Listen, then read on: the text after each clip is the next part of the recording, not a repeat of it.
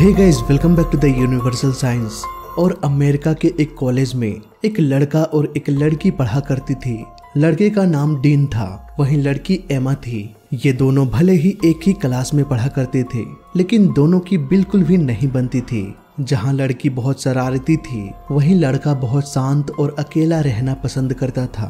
शायद यही वो वजह थी जिससे दोनों की बनती नहीं थी।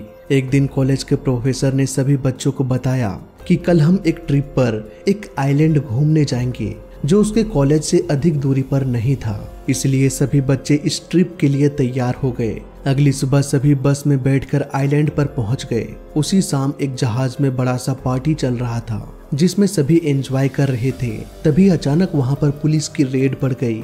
दरअसल उस पार्टी में कुछ बच्चे ड्रग्स ले रहे थे, जिसकी सूचना पुलिस को मिल गई थी। पुलिस ने सभी को एक साइड जाने के लिए बोला। तभी अचानक से एमा का पैर फिसल गया और वो सीधे समुद्र के पानी में जा गिरी। पानी में गिरते हुए वही लड़का उसे देख लिया। डीन उसे बचाने के लिए तुरंत पानी में कूद गया। उसे बचाकर एक छोटे से राफ्ट पर ले गया जो शिप के पीछे बंधा हुआ था, लेकिन डीन ने उस रस्सी को चाकू से काट दिया। जब एमा ने उसे पूछा कि तुमने ऐसा क्यों किया, तो डीन ने बताया कि वो इन पुलिस के लफड़ों में नहीं पड़ना चाहता, इसलिए पुलिस के जाने के बाद हम शिप पर वापस चले जाएंगे। लेकिन ये इतना आसान भी नहीं था। समुद्र की लहरों की वजह से राफ्ट बहते हुए शिप से दूर जाने लगा। कुछ ही देर बाद मौसम भी खराब होने लगी और तेज हवाएं चलने लगी। डीन राफ्ट को स्टार्ट करने के लिए मोटर खोजने लगा, लेकिन जिस राफ्ट पर वो बैठे हुए थे, दरअसल उसमें किसी भी तरह का कोई भी मोटर ही नहीं था, बल्कि इसे तो हाथ से कंट्रोल किया जाता था। कुछ ही देर बाद एक जोरदार लहर आते हुए दिखाई दिया। दोनों ने जोर से राफ्ट को पकड़ लिया। इसी तरह लहरों से बचते हुए वो लहरों के साथ बहते चले गए। अगली सुबह जब उनकी नींद खुली तो दोनों अरेबियन सागर के बीच पहुंच गए थे। दोनों को कुछ भी समझ में नहीं आ रहा था कि अब यहाँ से बाहर कैसे निकला जाए। तभी उसे अपना फोन याद आया। उसने तुरंत फोन निकाला, पर उसका फोन बारिश की वजह से भीगकर स्विच ऑफ हो चुका था। अब डीन ने एमा से उनका फोन चेक करने को कहा। हालांकि उसका फोन भी भीग गया था, पर फोन अभी भी ऑन था, लेकिन फोन में सिग्नल नहीं आ रही थी। अब दोनों मायूस हो गए और सोचने लगे कि एक आखिरी उम्मीद तो फोन ही था किसी से कांटेक्ट करने की, पर फोन में भी सिग्नल नहीं आ रहा। अब भला हम कैसे किसी को मदद के लिए बुला सकते हैं। पर डीन को लग रहा था कि शायद उनके प्रोफेसर और घर वाले जरूर हमें खोजने की कोशिश करेंगे। तब तक हमें किसी तरह से सरवाइव करना होगा। तभी एमा को दूर उसे एक आइलैंड दिखाई दिया। अब एक बार फिर से मदद की उम्मीद नजर आया। डीन फौरन राफ्ट को आइलैंड की ओर ले जाने लगा। काफी मशक्कत करने के बाद वो राफ्ट को आइलैंड के पास ले गए, जहां एमा उतरकर एक बार फिर से फोन के नेटवर्क को चेक करने लगी, पर यहाँ भी सिग्नल नहीं आ रहा था। वहीं डीन को राफ्ट में एक फ्लेयर गन मिला। उन्होंने इसे अपने साथ लेकर आइलैंड चले गए, इस उम्मीद में कि शायद उन्हें यहाँ कोई मदद मिल सके। वहीं दूसरी ओर उनके प्रोफेसर और बाकी बच्चे रात की हुई घटना से इस ट्रिप को कैंसिल करके वापस लौटने की तैयारी में लग गए। तभी एमा के फ्रेंड ने अपने प्रोफेसर से कहा कि उनकी एक फ्रेंड मिसिंग है जो कल रात से कहीं दिखाई नहीं दे रही। इसके बाद प्रोफेसर सभी का अटेंडेंस लेने लगे। तब जाके पता चला कि उनके ग्रुप का एक और लड़का मिसिंग है। इसके बाद प्रोफेसर पुलिस को बुलाकर उन दोनों के मिसिंग होने के बारे में बताया।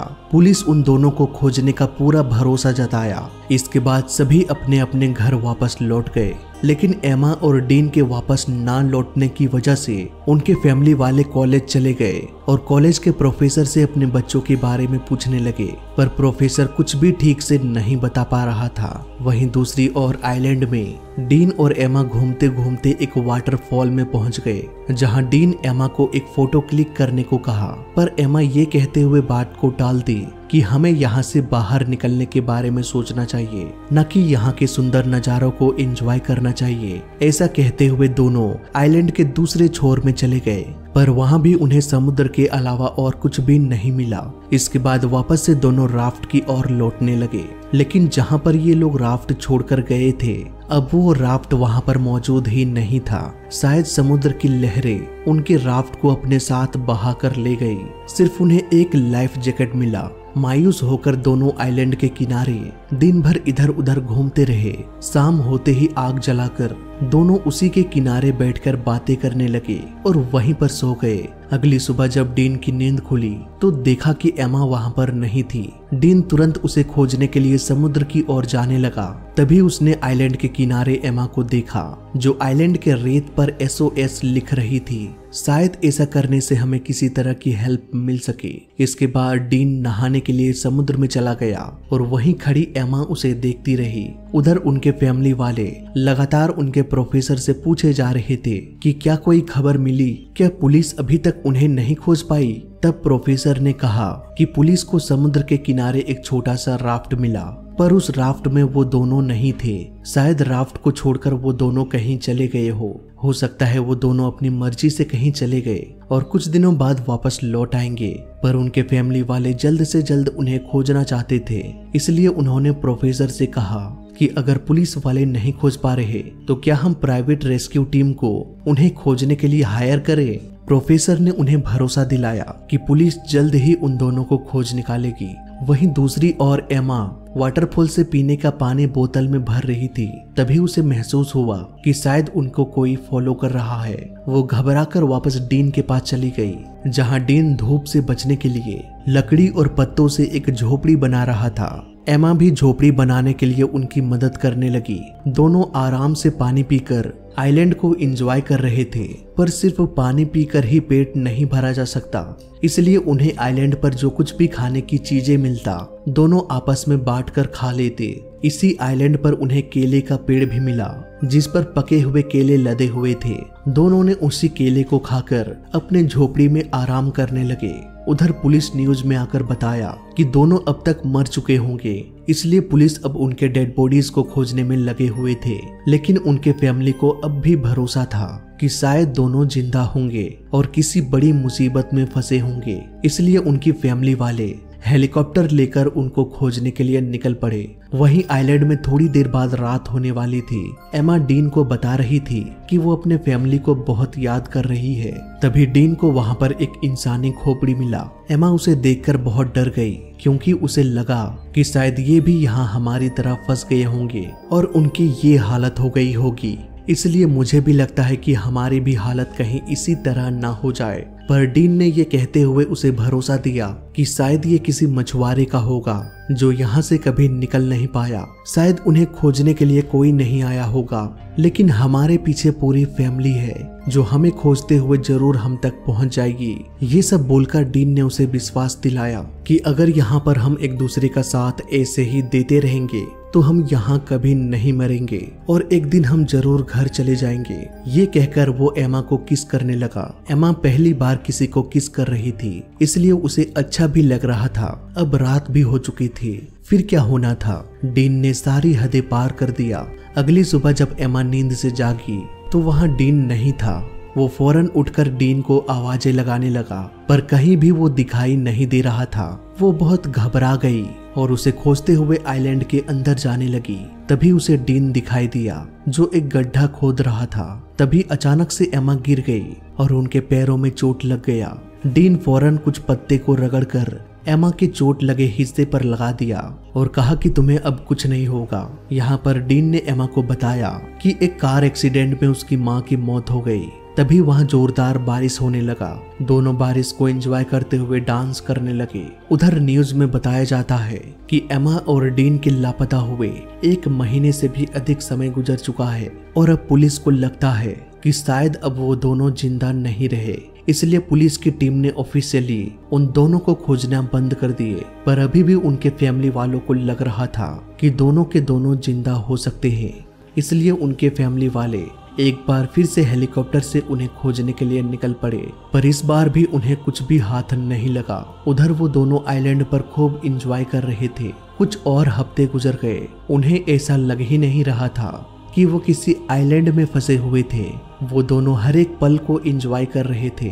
वाटरफॉल और समुद्र में नहाना, आइलैंड में मौजूद पेड़ पौधों से खाना खाना और वाटरफॉल के मीठे पानी पीना। ऐसा लग रहा था मानो वो घर जाना ही नहीं चाहते हो। तभी तो उन्होंने एक बार भी यहाँ से निकलने की कोशिश नहीं किया। वो चाहते तो लकड़ियों को जोड़कर राफ्ट बनाकर वहाँ से निकल सकते थे, हालांकि ये बेहद ही रिस्की काम था, पर कोशिश करने में क्या बुराई थी। लेकिन उन्होंने एक बार भी कोशिश नहीं किया। अगले दिन वो दोनों जंगल में खाने पीने की चीजें खोज रहे थे, तभी अचानक से उन्हें हेलीकॉप्टर की आवाज सुनाई दिया।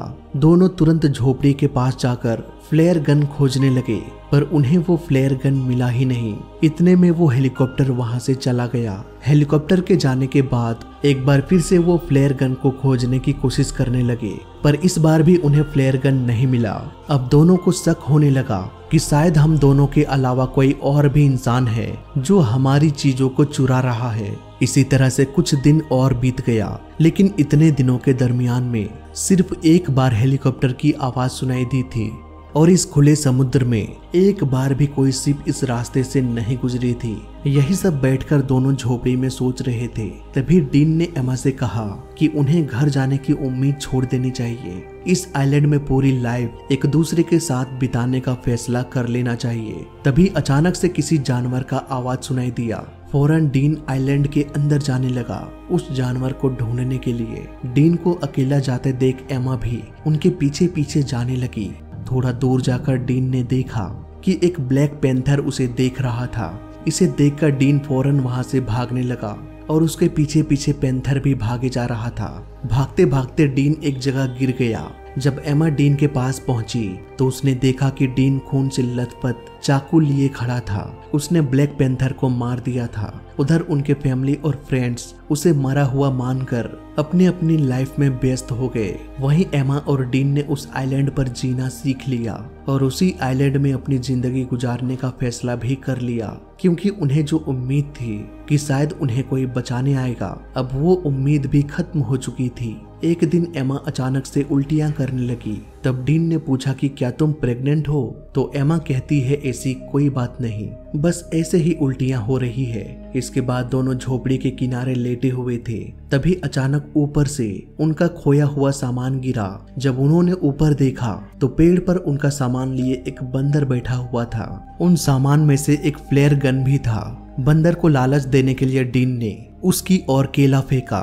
केला पाते ही बंदर ने फ्लेयर गन छोड़ दिया। ठीक उसके अगले दिन आसमान में फिर से एक बार हेलीकॉप्टर की आवाज सुनाई दिया। दोनों दौड़कर खुले जगह पर चले गए और वहां से फ्लेयर गन फायर कर दिया। हेलीकॉप्टर के पायलट ने उस फ्लेयर गन को देख लिया। इसके बाद दोनों को रेस्क्यू कर लिया गया।